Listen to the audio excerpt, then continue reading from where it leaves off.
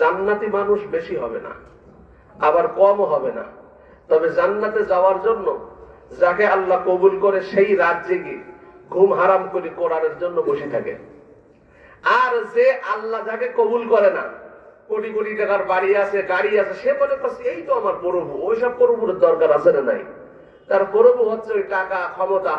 আজকে দেখেন তো যারা ক্ষমতা পরিচালনা করে, কোটি কোটি টাকা আছে ব্যাংকে, বউ কাছে নাই, ছেলে কাছে নাই, মেয়ে কাছে নাই, মানে এত ত্যাগ তারা করেছে, ত্যাগ স্বীকার করেছে দেশের জন্য।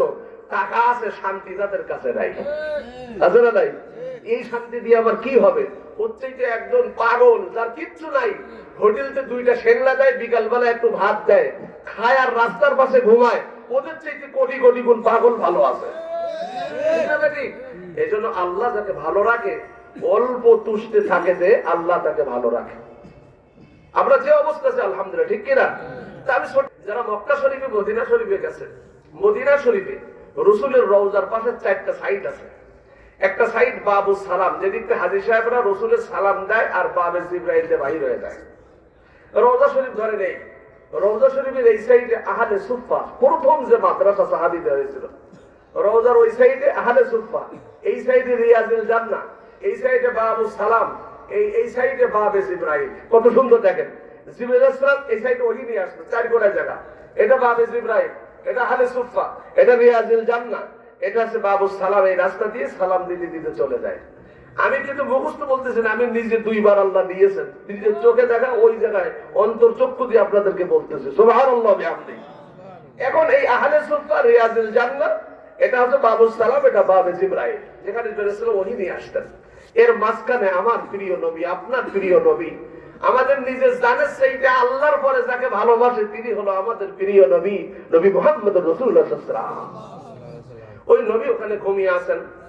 ওই নবীর ঘুমের মাথা বরাবর যে জায়গাটার নাম রিয়াজুল জান্নাহ, জান্নাতের টুকরা বলা হয়। কিসের টুকরা বলা হয়? এই জায়গাটার নাম রিয়াজুল জান্নাহ কেন নাম রাখা হলো? প্রশ্ন, জবাব আছে, আমি দেব ইনশাআল্লাহ। এই জায়গাটার ভিতরে 2 রাকাত নামাজ যে পড়বে, কিয়ামতের দিন রাসূল তার হাত ধরে জান্নাতে নিয়ে যাবে। এই জায়গাটার মধ্যে 2 রাকাত নামাজ যে পড়তে পারবে, কিয়ামত পর্যন্ত তার গুনাহ আল্লাহ মাফ করে দিবে। এবং রাসূল নিজে জিম্মাদারি নিয়েছেন ওই জায়গায় যে নামাজ পড়তে পারবে আর আমার কবরে যে সালাম দিতে পারে, মান যাহারা কবরি ওয়াজাবাত লাহু শাফাআতি, তার জন্য সুপারিশ করা আমি নবীর ওয়াজিব হয়ে যাবে। সুবহানাল্লাহ। তো ওই জায়গাটার ভিতরে এত দাম হওয়ার কারণ কি? রিয়াজুল জান্নাহ নাম রাখা কেন হলো? রিয়াজুল জান্নাহ কেন হলো? আমি ঘটনার শুরু শুরু বলবো, পকেটের টাকাগুলো হাসতে হাসতে মোড়ক করবেন, পারবেন না ইনশাআল্লাহ? এই জায়গাটা ছিল একজন ইহুদির। আল্লাহর নবী নামাজ পড়াতেন, তালিম করতেন, কোরআন তেলাওয়াত করতেন সাহাবায়ে কেরামদেরকে নিয়ে। ছোট্ট জায়গাটা ছিল একজন ইহুদির, মসজিদে ছিল না। যেহেতু জায়গা তার, গান বাজনাও তার, সে নর্তকে নিয়ে নাচানাচি করত। বলেন তো কেমন লাগে এত পবিত্র জায়গায় নবীর ঘর, নবীর মসজিদ, মসজিদে নববী, সাহাবায়ে কেরামেরা বসা, যারা জান্নাতের সার্টিফিকেট পাওয়া, এই মজমার ভিতরে যদি কেউ ছোট্ট জায়গার মধ্যে গান বাজনা করে, বলেন তো আমাদের সামনে হলে আমরা মনে হয় জায়গায় ডেট করে দিতাম, ঠিক কিনা? কিন্তু আল্লাহর নবীর কি উত্তম চরিত্র! আল্লাহর নবী একদিন সাহাবায়ে কেরামদেরকে বলতেছেন, ও সাহাবারা, আমার বড় খারাপ লাগে এই মসজিদে নববীর ছোট্ট জায়গাটা আল্লাহর ঘরের জন্য না হওয়ার কারণে, জায়গাটা ইহুদির, গান বাজনা করে কিছুই বলতে পারি না। আবার গান বাজনা, নর্তকীর নাচের কারণে নামাজ এবং তালিমের ক্ষতি হয়। আমার সাহাবীদের ভিতরে কেউ আসো কি এই জায়গাটা কেউ যদি কিনে দান করতে পারে, অক্ষ করতে পারে, আমি নবী কথা দিলাম আমি যেদিন জান্নাতে যাব, আমি তার হাত ধরে জান্নাতে প্রবেশ করব, তাকে না নিয়ে জান্নাতের বাড়িতে আমি বিশ্ব নবী ঢুকবো না। একবার বলেছেন কেউ কথা বলে না, দ্বিতীয়বার বলেছেন কেউ কথা বলে না, তৃতীয়বার বলতে যাবে ওসমান গনি লাভ দিয়া বলতেছে লাব্বাইকা ইয়া সাদাইকা ইয়া রাসূলুল্লাহ। একবার বলেছে কেউ কথা বলে না, দ্বিতীয়বার বলেছে কেউ কথা বলে না। আমি আশঙ্কা করতেছি তৃতীয়বার বলার পরে আয়াত নাযিল হলে আমরা মুরতাদ হয়ে যাব, আমরা ফাসিক হয়ে যাব, আমরা গুনাহগার হয়ে যাব।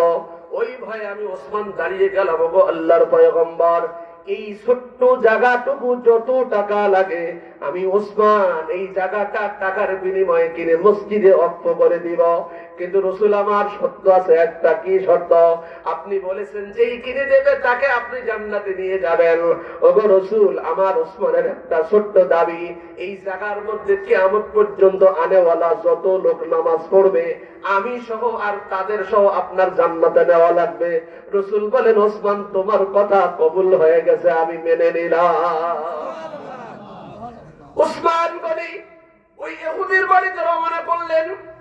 এই আওয়াজ শোনার পর যে বলতেছেন, ইহুদির বাড়িতে যে বলতেছেন, ইহুদি শোনো, সেই জায়গাটা মসজিদে নববীর পাশে ছোট্ট জায়গা, এটা তুমিও কিছু করতে পারবা না, এই জায়গাটাও তুমি রাখতে পারবা না। তুমি যদি জুলুম করো তোমার অনেক অসুবিধা হবে। বলো তোমার মনের ভিতরে কি তামান্না, এই জায়গার বিনিময়ে কত টাকা দিলে, কতটুকু জমি দিলে তুমি ছেড়ে দিবে? দেখবেন বড় মসজিদের পাশে, বড় মাদ্রাসার পাশে এক টুকরো জায়গা আছে, হাফ শতক কি 1 শতক, কোনো কাজ করতে পারবেন না, বানাতে পারবে বাড়ি না, বানাতে পারবে কোনো দোকানপাট। কিন্তু ওই লোকটার মন পাথর আর পিতলের চাইতে শক্ত হয়। আল্লাহর ঘর, মসজিদ, নবীর ঘর, মাদ্রাসার পাশে জায়গা। সে বলে, এই সাভারে যত টাকার মালিক আছে আমার এই জায়গাটা কেনার মতো টাকা সাভারে কারণ নাই। মানে তার ভিতরে শয়তান এই পরিমাণ পেশাব করে, জায়গাটা দিলে কিন্তু সে একজন আল্লাহর সাথে দিদার করতে গেছে, পাহাড়ের মাঝখানে যে এক জায়গায় বেঁধে গেছে হোঁচট খেয়ে। বলছে, তুমি কোথায় যাচ্ছ? বলছে, আল্লাহ আমি আপনার সাথে দেখা করবো তাই আসতেছি। তো ওখানে বেরিয়ে আসো যে? বলছে, ওই যে আল্লাহ আমি হোঁচট খেয়ে পড়ে গেছি, আমি যদি পড়ে যাই তো মারা যাবো। আরে তুমি পড়ে গেলে মারা যাবো, আর আমি তো দেখতেছি পড়ে গেলে আমার সাথে দিদার হবে, তুমি খুঁটি ছেড়ে দিলে তো আমার সাথে মোলাকাত হয়। বলে, তা পারবো না। কেমন পারবো না? বলে, আমার কুকুরের জন্য কানতে পারি, কিন্তু আমার টোপলা থেকে রুটি দিয়ে কুকুরের ক্ষুধা নিবারণ করবো না। আচ্ছা না, আল্লাহ নবী সাল্লাল্লাহু আলাইহি ওয়াসাল্লামের সাহাবী যে বলতেছেন, বলো কি দিবা, কি নিবা আর কি দিবা বলো। বলে, না আমি এই জায়গা দেব না, এই টাকা আপনাদের নাই। ওই একই কথা। তখন ওসমান গনি বলেন, ও ইহুদি তো ভাই, তুমি শোনো, মদিনার ভিতরে 365টা খেজুরের বাগান আমি ওসমানের আছে। এক একটা খেজুরের বাগান হাজার হাজার একর জায়গা, এরকম 5টা খেজুরের বাগান তোমাকে দিলাম। এবার বলো তুমি জায়গাটা এবার মসজিদের নামে দেবে কিনা? 1 একর সমান 3 বিঘা। বলছে, আমার এক একটা বাগান হাজার হাজার একর জায়গা, এতগুলো জায়গা যায়, তার পেট এখনো ভর্তি হয়নি। বলে, না এ টাকা দিয়ে হবে না। হাত্তা যুরতুমুল মাকাবির, মানুষের মনের আশা পূরণ হবে কবরে ঢোকার পর। কবরের মাটি যখন পেটে যাবে তখন আশা শেষ হবে, এর আগে না। সাভারের মধ্যে একটা এলাকার মালিক, এ হয়নি, আমার আরো একটা সাভার দরকার, আমার আরো 10টা গাড়ি দরকার। চাষার সেট ফেললে গাড়িতে যায়, পেশাব করলে রানে বেঁধে পড়ে যায়, এখনো বলে 10টা বাড়ির দরকার। সকালবেলা মসজিদের মাইক এলান হচ্ছে, চাষা আর নাই, সাভারও শেষ, চাষাও শেষ। আছে না নাই? এত মনের আশা আমাদের। এবার ইহুদির কাছে যে বলতেছেন, ইহুদি বলো কয়টা? বলে, না দিব না, 10টা বাগান দিব না, দিব না। দিতে দিতে ওসমান গনি দেখেন কেমন দানবীর। আল্লাহর নবীর পরে এই দুনিয়ায় কিয়ামত পর্যন্ত ওসমানের মতো দানবীর দ্বিতীয় আর কেউ হতে পারবে না। 5টা দিব না, হবে না। 10টা না, হবে না। 20টা দিব না, হবে না। 30টা দিব, হবে না। 100 দিব, হবে না। 200 দিব, হবে না। এবার ওসমান গনি বলেন, 365টা খেজুরের বাগান সব দিলাম, বলো এবার তুমি জায়গাটা দেবে কিনা? মুস্কে হাসি দিয়ে বলে, দলিল আর সাপ কবলা করে নিয়ে নাও, আমার আর কোন মনের ভিতরে বেরাজি না, আমি রাজি, জায়গা দিয়ে দিলাম। ওই জায়গার নাম হলো রিয়াজিল জান্নাহ। ওই জায়গাটা যখন ওসমান দান করে, মনের ভিতরে আত্মতৃপ্তি। আমার আল্লাহ জিবরিলকে তাফসীরের কিতাবের ভিতরে, দামি দামি বড় বড় কিতাবের ভিতরে আসছে, আমার আল্লাহ খুশি হয়ে জিবরিলকে ডাক দিলেন, জিবরিল সকালবেলা ফজরের নামাজে আমার ওসমান আমার নবীর পিছনে মুক্তাদি হবে, আমার নবী ইমাম হবে, বেলাল মসজিদে আযান দিবে, আযানের পরে আমার বিশ্ব নবী ইমামতি করে নামাজ পড়াবেন, সাহাবারাও পড়বে, তার মধ্যে আমার ওসমান থাকবে।